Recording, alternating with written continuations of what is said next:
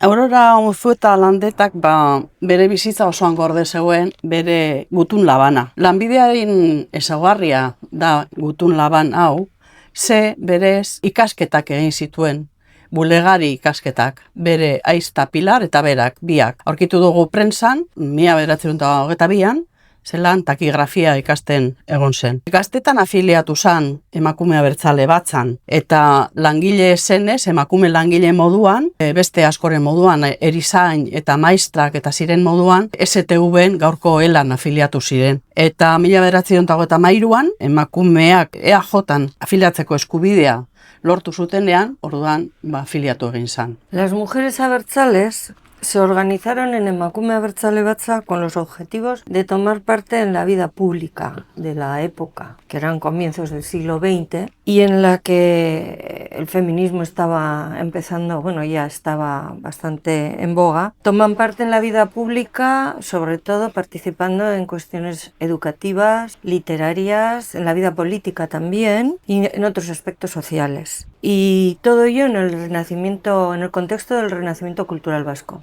Bere aizpa ezagunena Sorne Unzueta Landeta, mitilaria eta idazlea zena, eta baita Basilisa, biak maestrak ziren eta biak egon ziren Aurora moduan EAB-en afiliatuta, Emakume Abertzale Batzako militanteak izan ziren. Aurora aurkitzen dugu Londresen eta Parisen, gerratik ihes eginda, eta 1942an Londresen sortu zen Eusko Emakumeak taldea. 1942ko sorrera horretan, Aurora da presidenta, taldeko presidenta. Eta gutunak aurkitu ditugulako, badakigu idatzi zuela Eusko Deian, 1942an, esateko edo abisatzeko munduko euskal emakume guztiei bildu daitezan. Hurrengo urtean ere, Eusko Deian, 1943an, idatzi egiten dute un mensaje de las mujeres vascas radicadas en Inglaterra. En ese mensaje piden a todas las mujeres que se organicen en asociaciones, que trabajen por la libertad de Euskadi, la libertad de nuestra patria y por la paz del mundo. Ellas lo que solicitan es asociaciones de mujeres vascas